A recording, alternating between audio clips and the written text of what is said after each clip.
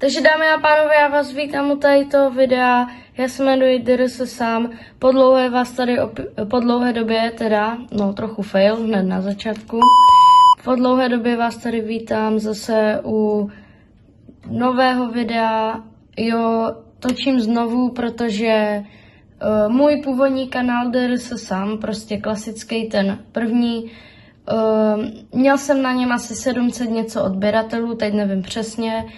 YouTube mi ten kanál smazal, jo, nevím z jakého důvodu, ale nevadí mi to, no, mrzí mě to, ale co už.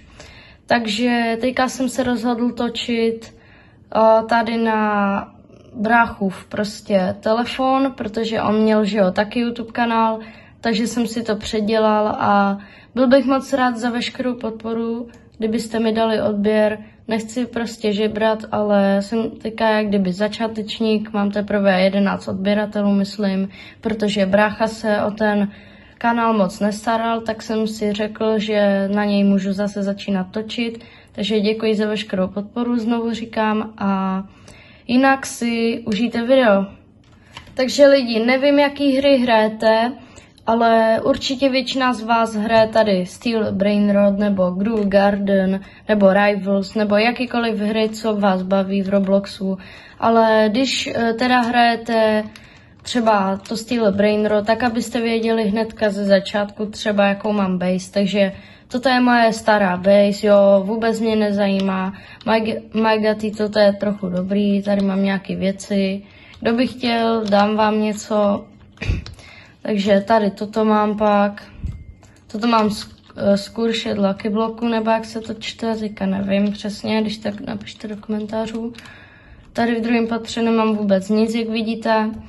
A jinak, toto je moje stará base, jinak mám novou, kde mám třeba Moneypuggyho, který dává 300 milionů skoro.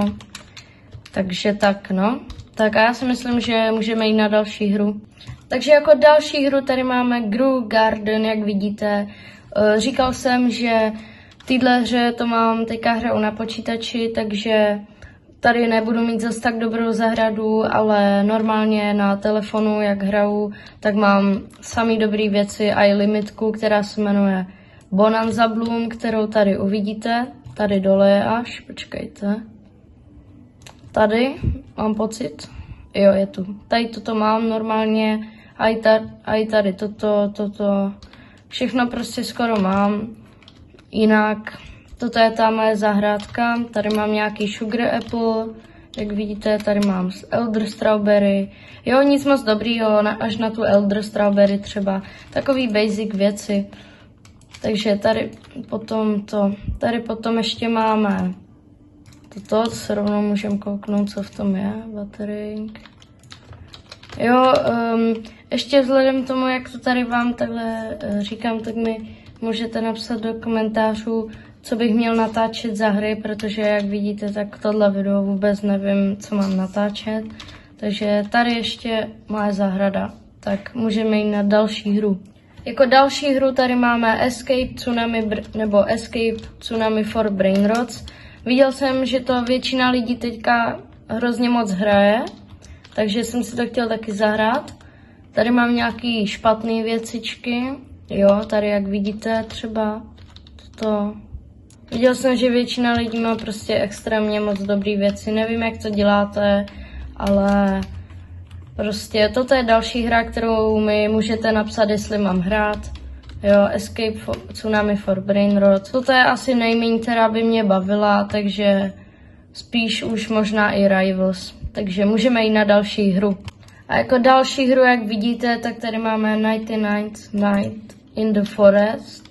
Jo, neumím to vůbec vyslovit, takže tady tuhle hru jsem hodně hrával dřív, ale už moc ne. Tady mám na počítači, vidíte, 215 dní tady.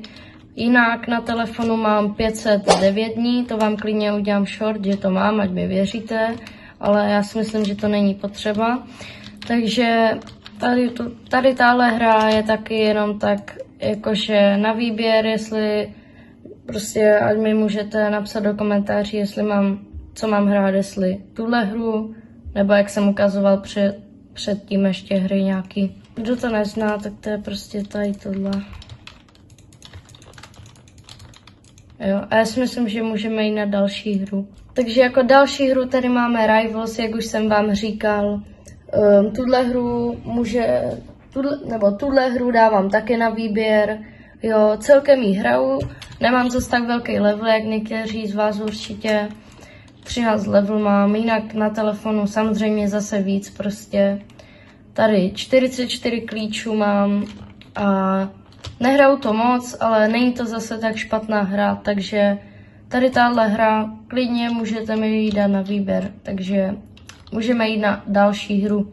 Jo, a jako další hra je 3008, někteří z vás to asi neznají, ale je to celkem stará legendární hra, takže hrával jsem ji, když jsem byl mladší, jo.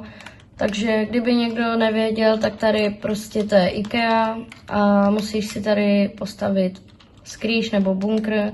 Říkejte si tomu, jak chcete, ale je to prostě za mě bunkr nebo dům před vlastně bodyguardama tohle z toho obchodu, kteří vždycky v noci prostě tě můžou zabít, takže tady tohle, jestli chcete, tak mi můžete dát taky na výběr.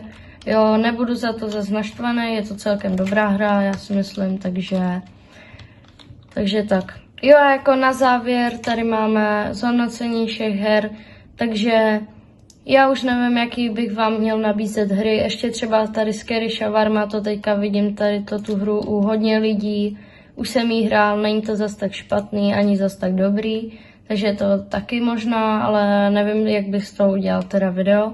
No, takže prostě jaký hry máte rádi v Robloxu, napište mi je do komentáří, já jsem vám dal teďka nejlepší hry, které hraju na výběr, takže zhodnotil bych si tady takže prostě všechny hry, které jsem vám ukázal, bych dal určitě víc jak 7 z 10, nebo možná některým jen 7, takže tak.